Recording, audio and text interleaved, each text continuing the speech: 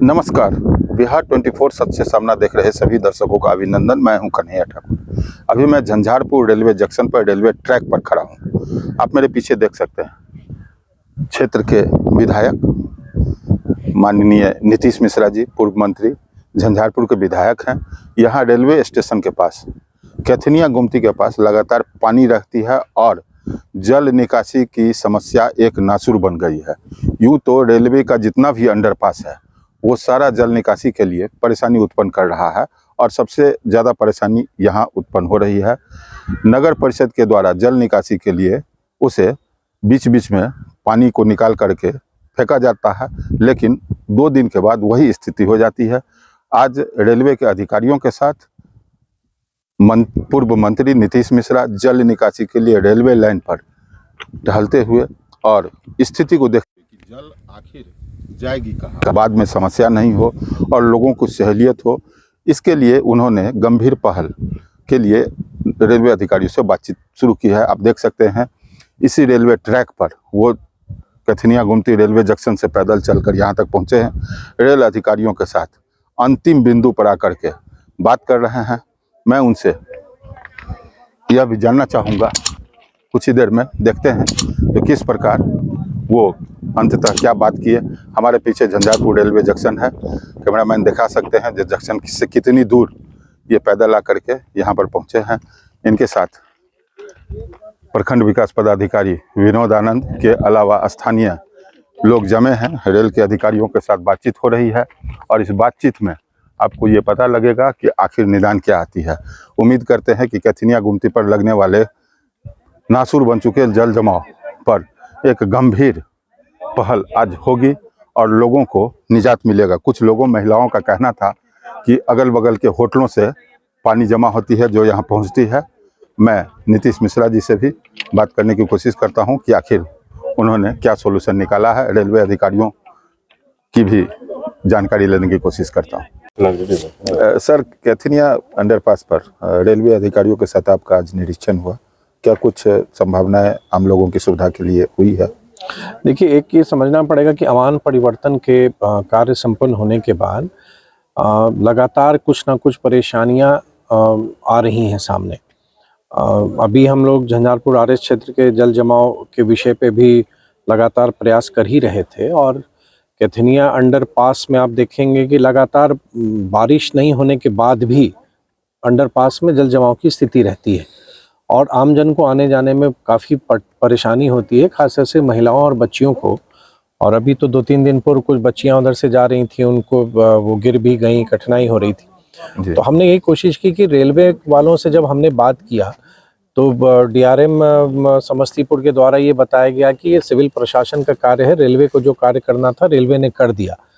तो पुनः मेरी एक कोशिश हुई और रेलवे के अधिकारियों को हमने आग्रह किया, वो आज आए भी और प्रखंड के भी सारे और नगर परिषद के भी पदाधिकारी थे। तो इसका रास्ता क्या है कि ये पानी कैसे निकाला जा सकता है और इसका क्या उपाय है, इसको हम कैसे ठीक कर सकते हैं, उस पर आज गंभीर चर्चा हुई है। और नगर प्रशासन के द्वारा पानी निकाला भी जाता है, पंप आता है, पानी पंप आउट भी किया जाता है, लेकिन उसके बाद भी समस्या बनी हुई है। जो सड़क अंदर है अंडरपास में, वो बनाई गई थी पिछले साल, लेकिन दुर्भाग्यवश वो टूट गई।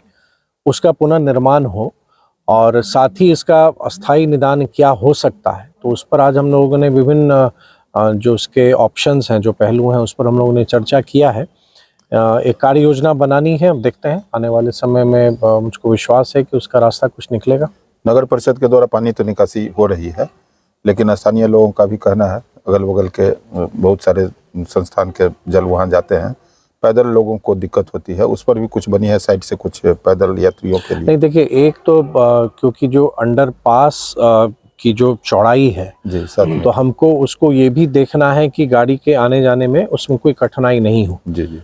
कुछ लोगों का ये सुझाव जरूर आया और सोशल मीडिया से भी मुझको जानकारी दी गई और कुछ लोगों ने फ़ोन भी किया कि पैदल निकलने के लिए भी अगर कुछ वहाँ प्लेटफॉर्म बनाया जा सकता है अगर, तो उस प्लेटफॉर्म को बनाने पर भी विचार किया जाए। तो रेलवे के जो अभियंता आए थे, तो हमने उनसे पूछा भी क्या ये समाधान है क्या, तो उन्होंने कहा कि नहीं, इस पर विचार किया जा सकता है। तो मैंने यही कहा कि अभी अस्थाई नहीं भी तो अस्थाई भी करके देखें और लोगों का फिर उस पर क्या प्रतिक्रिया आती है, क्या फीडबैक आता है, ये कारगर है या नहीं, वो करने का हम लोग उसको प्रयास करें। तो मुझको लगता है कि आने वाले कुछ दिनों में एक वो विकल्प ज़रूर होगा, और अगर वो कारगर विकल्प रहा तो उसको स्थायी रूप भी हम लोग देंगे। साथ ही जो नगर परिषद के जो अभियंता आए थे, उन्होंने भी रेलवे के अभियंताओं से बात करके एक प्रस्ताव की चर्चा की है, जिसमें कि वहाँ से पानी हम कैसे निकाल सकते हैं। तो मुझको लगता है कुछ दिनों में इसका एक रास्ता ज़रूर निकलेगा, और आमजन को कठिनाई ना हो आने जाने में मेरी पूरी कोशिश रहेगी कि उनके सहूलियत हम उनको उपलब्ध करा सकें। सर, अंत में अंडरपास की बात है तो रेलवे के द्वारा प्रायः बहुत सारे अंडरपास बनाए गए हैं। देखा गया है कि सभी अंडरपास में जल जमाव की स्थिति रहती है। कैथनिया गुमटी के अलावा और दूसरे अंडरपास पर यह व्यवस्था नहीं हो सकती है जो वहाँ की जा रही है। अन्य अंडरपास के लिए रेलवे विभाग से कोई उम्मीद आपकी वार्ता में सामने आई है? नहीं, बहुत सही प्रश्न है आपका, और ये वास्तविकता है। मुझको लगता है कि कहीं ना कहीं ये जो अंडरपास का जो कंसेप्ट इस हम लोग के क्षेत्र का है, जी जी, वो शायद वो कामयाब नहीं है, और वो कारगर नहीं है, और शायद वो उपयुक्त भी नहीं था। लेकिन अब तो वो बनाया जा चुका है, और आज कुछ और अंडरपास की चर्चा हम लोगों ने की है जहाँ पर ये समस्या आ रही है। जैसे नफटोल के पास जो है कुछ समस्या है, या मदनपुर हो गया, सुखेत के पास है, मदनपुर है। तो विभिन्न अंडरपास की चर्चा हम लोगों ने की, और हमने भी देखा है जब क्षेत्र भ्रमण में हम विभिन्न गांव जाते हैं और अंडरपास से हम निकलते हैं, तो प्रायः अंडरपास रेलवे द्वारा जहां भी बनाया गया है वह जल जमाव की स्थिति है।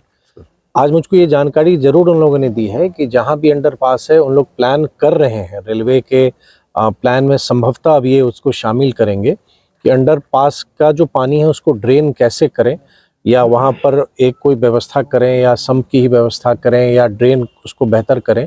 जैसे कैथनिया में भी आपने देखा कि नाला उन्होंने बनाया ज़रूर है, लेकिन उससे वो निकल नहीं पा रहा है। तो मुझको लगता है कि एक ऐसा विषय है कि जो रेलवे के संज्ञान में है, और मैंने उनको कहा भी कि आप बेहतर सुविधाएं दे रहे हैं, आप सब कुछ दे रहे हैं, लेकिन रेलवे से लोगों को उम्मीद भी है। और एक आम जन अगर कैथनिया अंडरपास भी सही तरीके से नहीं पास कर पाएगा, या कोई भी अंडरपास को, तो उसके लिए बड़ी बड़ी योजनाएं सोचना उस समय शायद उतनी कारगर या सार्थक नहीं लगेगी। वो लोग भी सहमत हुए, लेकिन मुझको लगता है जो अपनी सीमाएं हैं, क्योंकि मेजर कंस्ट्रक्शन हो चुका है, तो मेजर कंस्ट्रक्शन को तो हम चेंज नहीं कर सकते हैं, लेकिन अब उसमें जो भी विकल्प है, जो भी ऑप्शंस हैं, उसको हम लोग एक्सप्लोर करेंगे और उसको एग्जीक्यूट करेंगे। ऐसी ही सभी प्रकार की खबरों के लिए आप देखते रहिए बिहार 24 सच से सामना। अगर आपने हमारे चैनल को अब तक सब्सक्राइब नहीं किया तो चैनल को सब्सक्राइब करें, लाइक करें और शेयर करना ना भूलें।